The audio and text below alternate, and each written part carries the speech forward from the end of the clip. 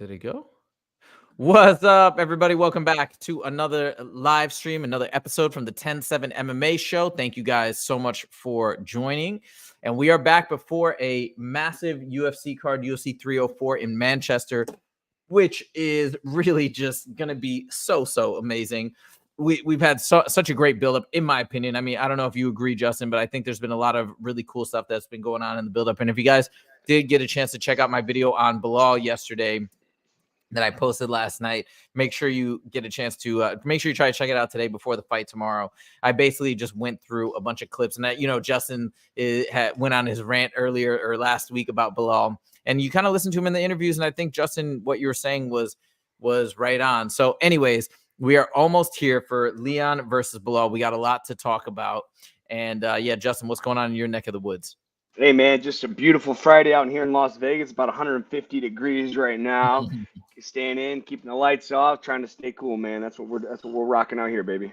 Yeah, it's pretty hot here. Not that hot, but it's good weather, good summer weather. Can you see me on the camera? So like when I'm looking at, okay, cool, because it looks like half of my picture. All right, cool. Oh, awesome. Nope, I can 100% see you. We're good to go. Okay, we're gonna start at the top of the card. There's one fight on here, the co-main event, which is a huge fight. I didn't put it on the list today, which is Curtis Blaydes versus Tom Aspinall, only because we've talked about it. But just before we jump into Leon versus Belal, do you still feel pretty confident in your pick of Tom Aspinall, or which way are you leaning now?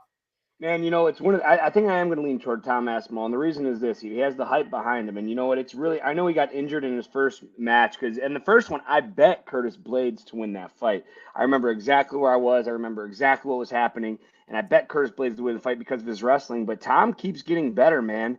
And it's hard to beat somebody twice. And I know it was a fluke accident that he lost the first time, or at least in that fashion.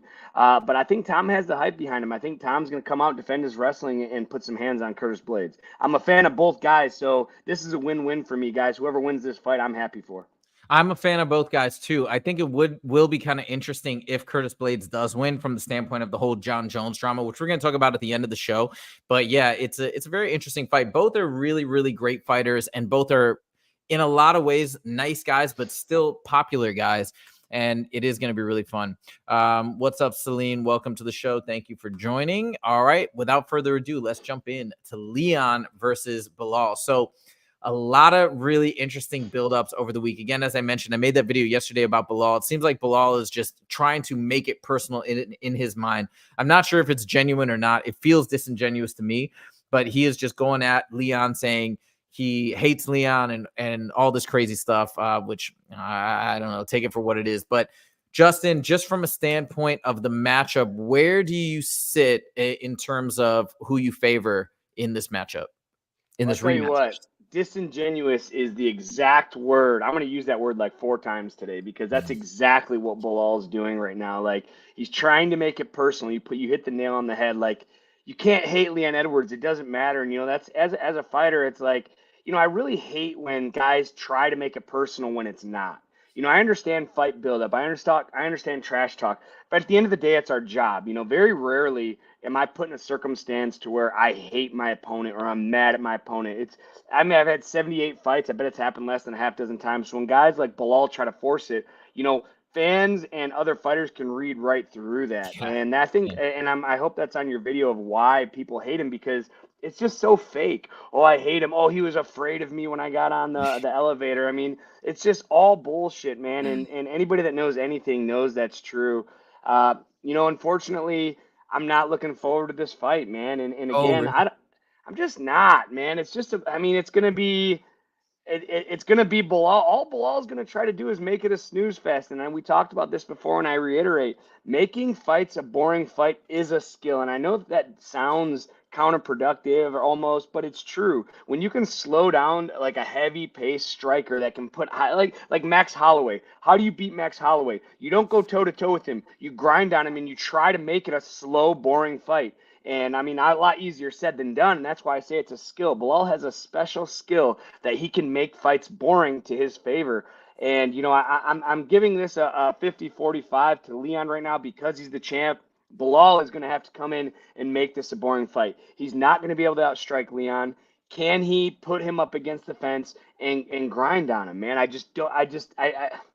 I mean, I just think the reason the UFC's put this fight off and put Belal off of title contention for so long is because this is just horrible for the division. And unfortunately, if Belal does win, like now we have arguably one of the most boring fighters in the history of the UFC. Now, I'm not taking his credibility away as a fighter. This guy's super tough. He's a very, very good fighter at making fights boring. I saw a statistic today.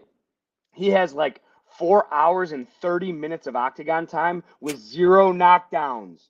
4 hours. You know how many hours I have? I have like 1 hour of UFC time, and I think I have 3 knockdowns. Like, like maybe 45. I think I went to decision once. No, I went to decision almost. Like, dude, I have less than an hour, and I have 3 knockdowns myself. Like, That's dude, crazy. it's just an insane statistic. And again, making fights boring is a skill. It's just not a skill Sure. that I care to watch. Yeah, and look, it's so hard, especially for somebody like me. I mean, I get your criticism because you're actually a fighter, but for me to criticize a fighting style when it's just so hard to win and to have this streak of this unbeaten streak, if you take away the no contest, which he was losing to Leon in the first fight, but if you take that one away, that main event, he has this crazy unbeaten streak. So it's kind of hard to be, for me, I think, to be critical of his style because it's presenting results and he's winning. He's beating guys like Sean Brady and kind of beat Gilbert Burns, not really because he was severely injured. But anyways, it is working. But I'm going to say this. If I was in a state where you could bet on the fights, which I'm not in California, I feel so confident that Leon's going to win. And I want to give you my thoughts as to why. And then I'm going to quickly show some of the hilarious clips from the video so you could just see some of the disingenuous things that he said that were just hilarious. But think about this, okay? Belal's talked about his recent track record, the guys he prepared for, the guys like Damian Maia, who he fought recently, but also near the end of his career. He fought Wonderboy Stephen Thompson again near the end of his career in his kind of as he was getting older, closer to 40.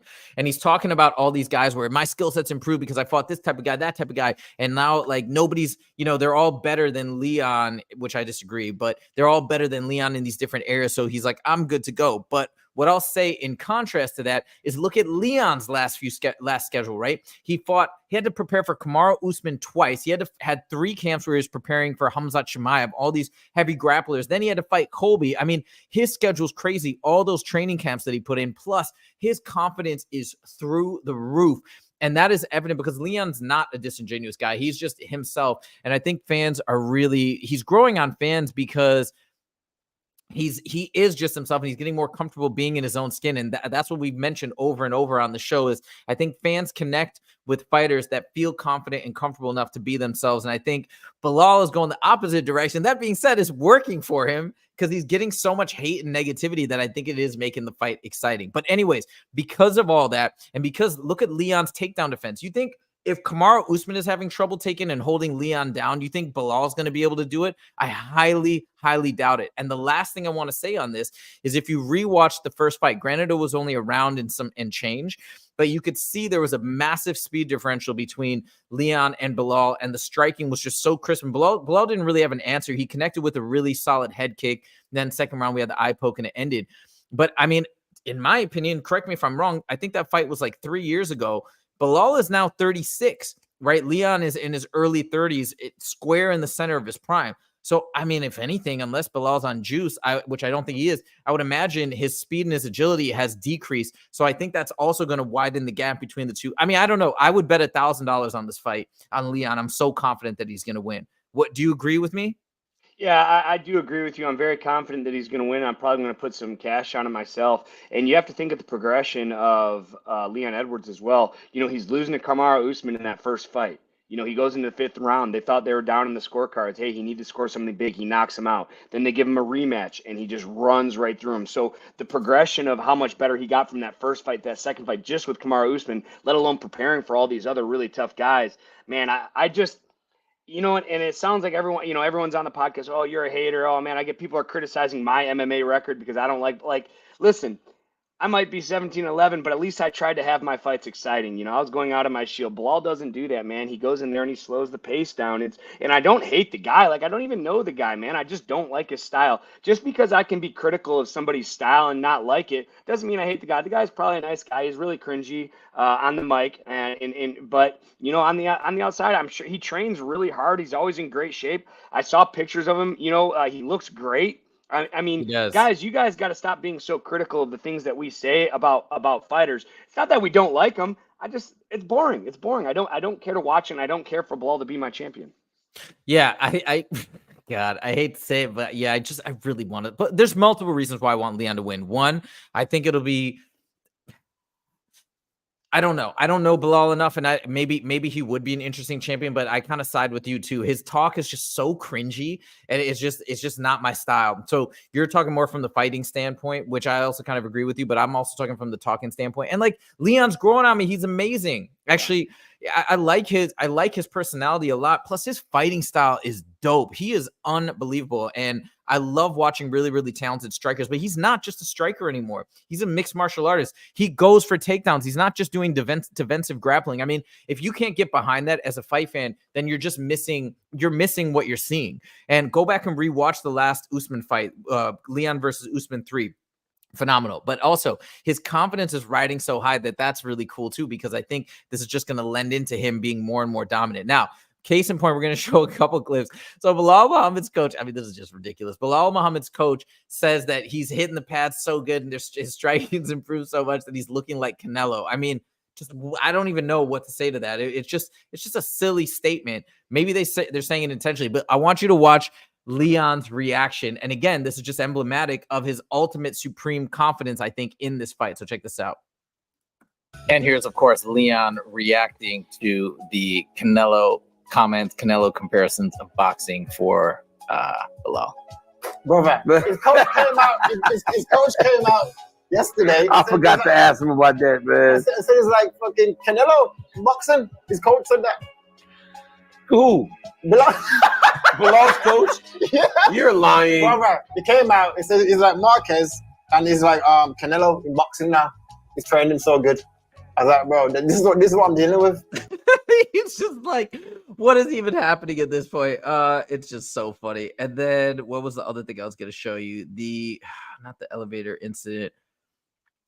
Okay, well, anyways, that's the gist of it. That's kind of where we're at in terms of this whole saga. I will say it is interesting. And like at least whatever crazy stuff that Belal is saying, I think it is drumming up some interest in this fight more so than was originally there. So I think it's going to be an interesting matchup. Let's see what Leon can do and what Belal can do. But I'm feeling really confident about Belal. Go ahead, Justin. Were you going to say something? Is it interesting, or you just want to see Belal get his ass whipped? Because there's a difference. I want to see. Well, but yeah, it's interesting because I want to see Belal get smoked, but also I want to see Leon come out and just do his thing. Again, rewatch the first fight. People can say, I'm sure both of them have progressed tremendously, so it might not be that much of a.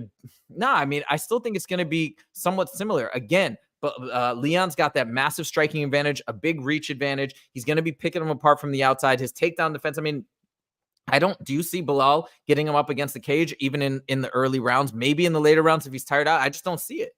You know, I think he's going to get him up against the cage in the first round, and Leon is going to shrug him off. I think that, you know, he's just going to shrug his takedown attempt off, and that's going to be the whole night. I mean, Belal's kind of, I'm not going to say he's easy to prepare for because he's in great shape. He's really, and he's really strong and he has great technique, but you already know what he's going to do. It's not like, I'm sorry.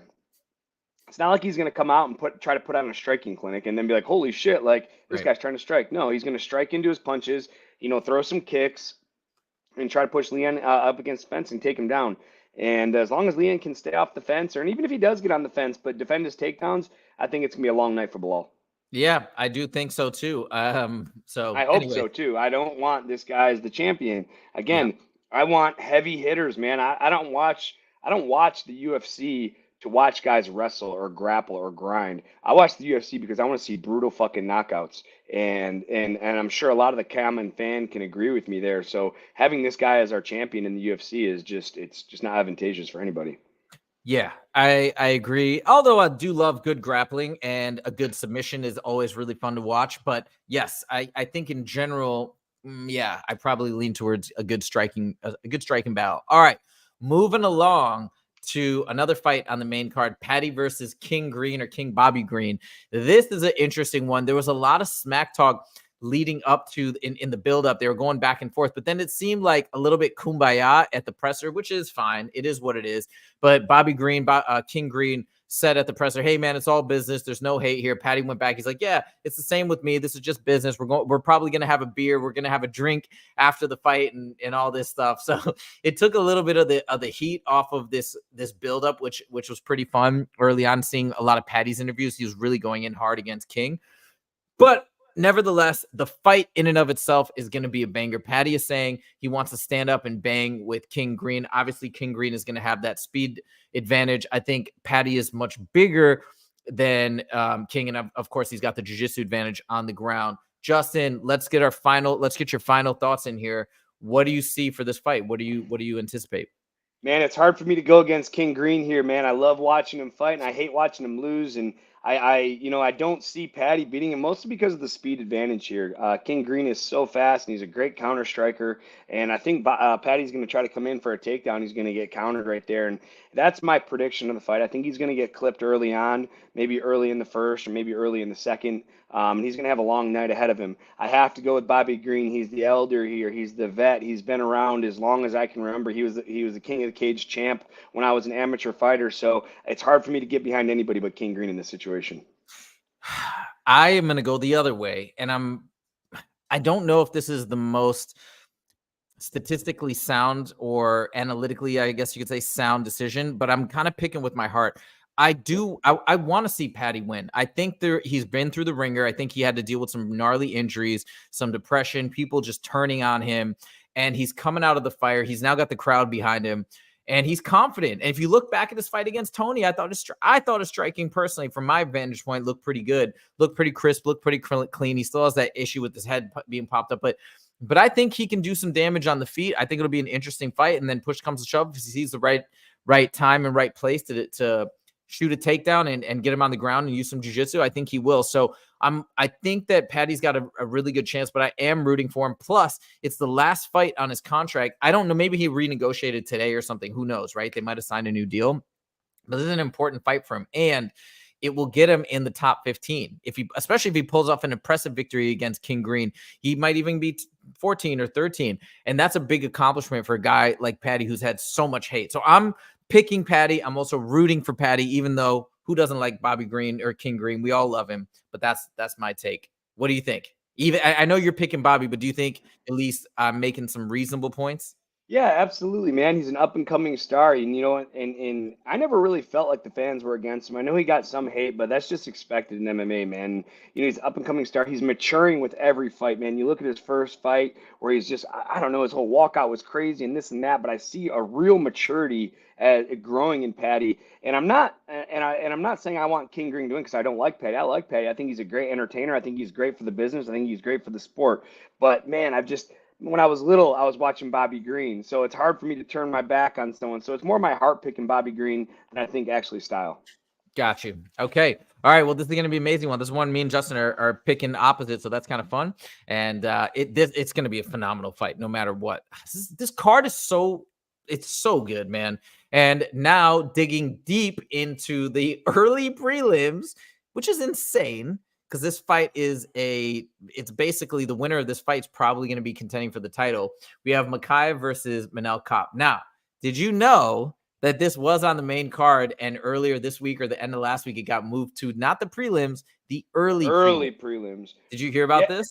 Yeah, I just saw a poster of it. I'm not really sure why. I'm sure you know why, and go ahead and explain it to us. Well, it's a theory, but oh, sorry, I'm hearing some weird noise outside. It's a theory, but it's a theory that was put forth by MMA Joey, and I actually think he's right. So, guess who is on his last fight of his contract and who hasn't re-signed yet with the UFC? Muhammad Mokaev. And they're trying to get him, I think they were trying to get him to re-sign his deal before this fight happened. And the theory is that anyways, I don't know if this is true, but I think he refused. And he wants to see how this fight goes and then use that as leverage to sign afterwards. And as a result, the theory is that the UFC is punishing him by shoving him down to reduce his leverage if he wins, shoving him down on the early prelims. So hopefully less people will see him and he'll get less exposure. I don't know. That's one theory that I heard. Another theory is that because Manel Kape has had issues making weight in the past, and there was some issues of, hey, what if he falls off? So they're moving him back to the early prelims. I think that's less likely. But anyways, for whatever reason, they moved this to the early prelims. And it's such a shame because there's legitimate beef between these two. Case and points. Did you see what happened today at the official weigh-ins? I have not. I was at the gym all morning, so fill me in. All right. Here. Well, I'm not going to just fill you in. I'm going to show you. Now, this is on the Mac Life. Here we go. 25 and a half for Manel Kape. And his opponent, the undefeated number 6 ranked contender, the Punisher, Muhammad Mokaev.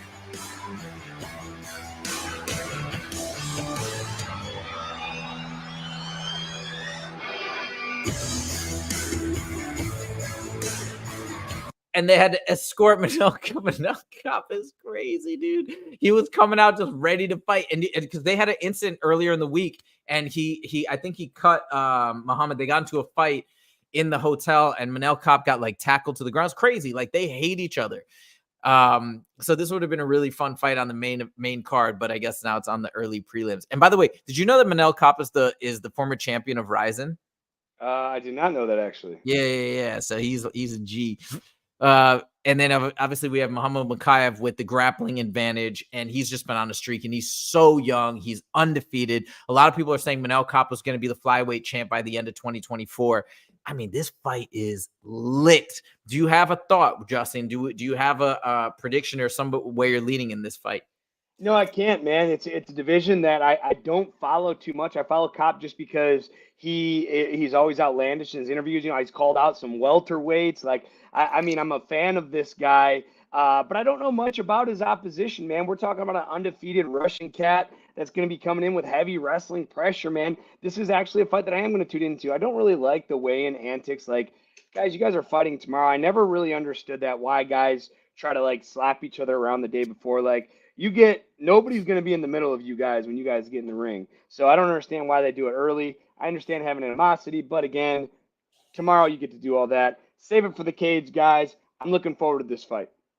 Yeah, I mean, look, I agree with you, but it does kind of make it a little fun. By the way, Mokaev here. Let me just show you his record really quickly. He's only 23. I think that's so exciting to me that he could win the belt by 23, 24, and then just have a crazy reign. And he's so talented. But look at this record. He had 1 no contest back in Brave. But look at his UFC record: win, all wins. Let's see, looks like not a lot, actually, a couple decisions, but he has, look at this. He has a performance of the night. He did a catch weight bout, but it's looking like he's getting a lot of submissions, couple decisions, but a lot of submissions. So this is going to be a really, really exciting fight. It's kind of your traditional striker versus grappler.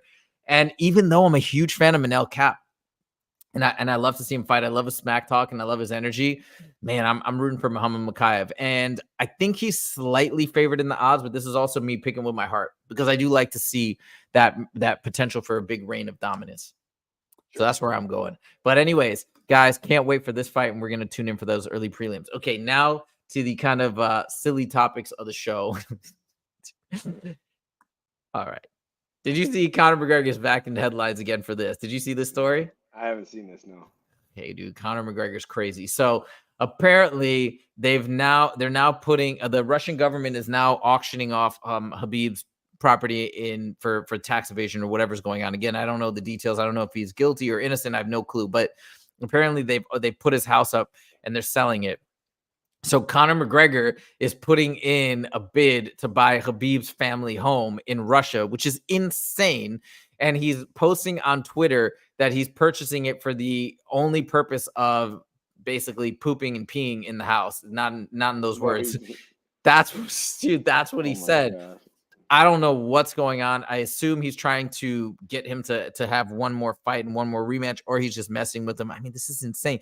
Dude, have you ever seen antics like this in any other sport in your entire life? Like, Khabib retired years ago. Conor hasn't fought in years, and Conor is still talking smack to him, saying he's buying his family home for pooping and peeing, not in those words. I mean, this is the craziest, most insane reality show that's real in our entire lives. Hey, maybe you'll be generous and rent it out to Khabib. You know what I mean? Maybe you'll be like, hey, give him a deal on it. Be like, hey, dude, like I'll own it, but you can rent it. This is insane. One day, if they end up becoming friends, which actually could happen, you never know, right? This is just the most insane thing. But anyways, yeah. So Conor McGregor is once again back in headlines for firing Mike Perry, which obviously was ridiculous and not real. As I mentioned before, he's not fired, and he's just an investor and a partial owner. When he's calling himself the owner, it's just, again, Conor McGregor doing his exaggeration thing of being like, I am BKFC, but like, yeah, he's a owner or an investor, just like all the other investors that have invested in the company. I said that from the get-go. I don't think he has hiring and firing power, and I'm sure Dave Feldman was probably annoyed with that statement. And then again, now coming into headlines, somehow masterfully, to buy Khabib's home. By the way, last thing I want to say on Conor, you know what tomorrow is? Tomorrow, Dana White is announcing the entire card for the Sphere for UFC Noche. Yeah, so he's making that announcement. Now, Jesse on Fire is predicting still, which I disagree with, and I said this today on his live stream. He's still predicting that they're going to have Conor versus Chandler headline. Western Mass Climbers says Conor could be friends never. Yeah, probably not. You never know. And he's predicting that it's going to be Conor versus Chandler headlining UFC Noche at the Sphere. I disagree. I don't think that's going to be the announcement. Again, so many people have come forward, mainly Ariel Helwani, saying that's just not in the cards. It's going to be in December. Conor said also in December is probably when they are going to be fighting. What are your thoughts? Do you have any read or any idea of who's going to be headlining UFC Noche? Dude, I have not a clue, man. This is, that's one thing the UFC does, man. They're pretty good at keeping things under wraps. I'd love to see Conor and Mike go at the Sphere. I think that would be awesome. I know Conor was pushing for that. But yeah, I would really like to see that matchup, because the longer this fight gets put off, the lesser chance it's ever going to happen.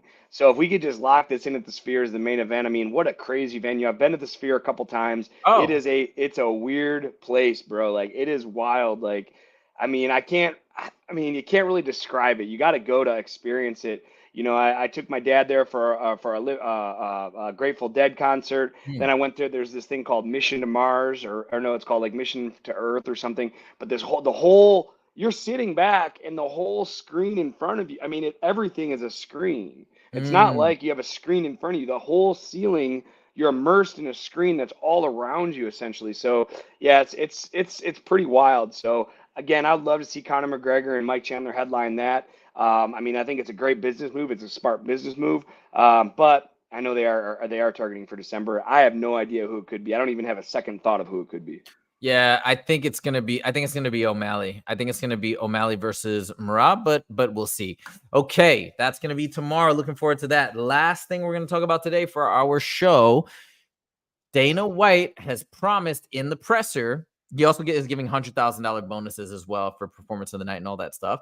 But another thing he said in the presser, somebody asked him, is the winner of Aspinall versus Blades going to fight the winner of Jones versus Stipe? And he said, absolutely, which makes sense. It's the interim champ is going to take on the champ.